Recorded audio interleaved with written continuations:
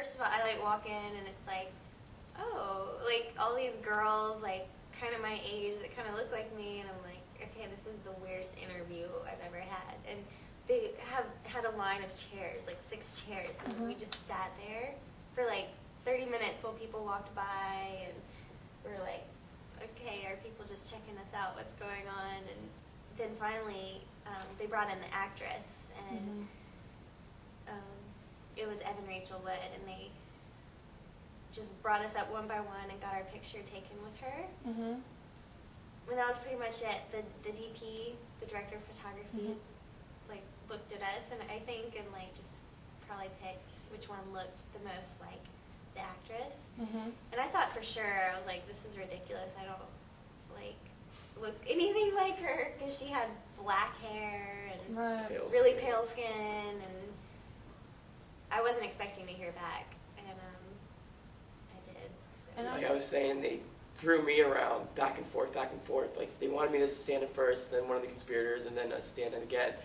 But when they called me back for the stand-in, they had already picked someone for James McAvoy's stand-in. And from what I heard, he already went through camera test, costume test, makeup test. And so I was really confused, because I knew the kid, and I was really confused as to why they were calling me to be a stand-in for James McAvoy when that position was already filled. And the guy who they chose was actually in that lineup. You know, there was 4 other guys, just like there were 4 other girls, and they lined me up too, and he was a part of that lineup. And I was just like, this is a little awkward. Do they like want to replace him? And then 2 days later, I got the call, and it was really awkward. It was awkward. Because I saw that guy the next day, and I was just like, I hope you don't think I stole your job. Right. Chaos, but like it was a controlled, chaotic mess. But it wasn't even really a mess. There was just so many people there. It was like excitement was in the air. But like right when we got off, they shuttled us to set. Right when we got off, bam, they threw us in. And like at that point, we had no idea what we were doing. Like they didn't really brief us at all. We arrived at base camp. They put us in costume, and then it was like go, go, go, go, go. And I'm standing there like, what am I supposed to be doing? Because at that point, I had never been a stand-in before. And I just stood there for an hour, and like, you know, there were lights being set up all around you. You know, there's just so many people running around, but they all had a job, and they all knew what they were doing, and it all worked. For me, I was just trying to soak up every bit of it like a sponge, because I only thought I was going to do it for a couple days. So they threw me in it really, like he said, it was literally like bam, bam, bam. I showed up, they threw me in a costume. I'm in this like period costume hoop dress, you know, crazy outfit, and that was really fun to wear. And you know, it also felt like a time warp, because, you know, the street in which they filmed on is a street that I'm very familiar with, and you look in front of you, you see this house that had been completely transformed. You see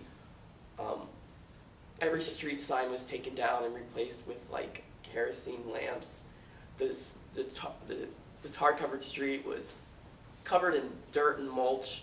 You see horse carriages, women dressed in, you know, 19th century costumes, and then you look to your left, you look to your right, you look behind you, and there's equipment and people everywhere, and it's like a time warp. You look in front of you, you're in 1865, you look behind you, you're in like 2009. I will say that was the hardest thing at first for me, is that I'm so used to being behind the camera, and I'm a professional photographer, so I'm not usually comfortable in front of the camera. And that's what my job was. And it didn't feel like a job, because I was just standing there. You know, I've been working so hard every day at the paper, and all of a sudden I'm just like standing around all day, and I'm like, I didn't feel like it was a job, more of an experience for me. And that was the hardest part at first for me, because I'm not used to wanting or getting attention and everyone looking at me. And literally the job of a stand-in is to, you know, watch the actors act out the scene, and then they go to their trailers, and we step in and we take their place. So I would stand wherever Robin Wright stood and take her place and basically sit there or stand there or lie there while For 45 minutes. While all the like 50 people are like looking at you like this and like doing the light meter and changing the lights and moving the camera, and you just stay there and like have all these people stare at you and look at you through the camera and all that. So at first it was completely bizarre because I'm the one who's used to being behind the camera, Total looking at other people, and I have a much higher appreciation for sure. I had no idea how many people it took to make everything happen. I had no idea that when you're watching a scene in the movie, like say this was a scene, there'd be like 50 people right here watching and making sure everything's right. Everything from like a makeup person watching your makeup to a hair person watching your hair to a lighting person making sure the light's right and the director making sure it's all okay. And I mean, even like a little intimate moment on screen, you wouldn't think there's just like a whole slew of people right behind them watching. Yeah, it's kind of, I'm definitely going to view movies in a whole different way now. I mean, everyone gets starstruck. And, you know, for me, it wasn't necessarily James. Evan Rachel Wood plays, who Hunter was also a double stand-in for. She plays Robin Wright's daughter, Anna. And for me, that working in a film with Evan Rachel Wood meant more to me than working on a film with Robert Redford. To me, she's the legend. I've grown up watching her films. She's a child actor. We're the same age, so I've been following her career for years. And yesterday, I actually got to meet her and interact with her for the first time, and I just went up to her and I was like, you know, artist to artist, you know, the work that you do really inspires the work that I do, and I just want to thank you for your artistry. And to me, like, it's just so odd because it's like you see them every day, 15 hours a day for 45 days, and they start to become real people.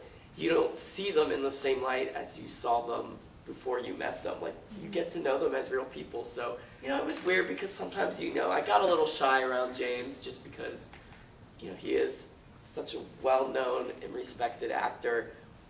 But like I said, the more you get to know them, the more real they get, and the more easier it is to talk to them. Yeah, because, you know, he's Robert Redford. He's a legend. Everyone in the world knows who he is.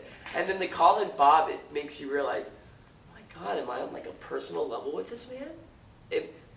Do I know him well enough where I can speak to him so casually and like, hey, Bob, how you doing? It's Bob.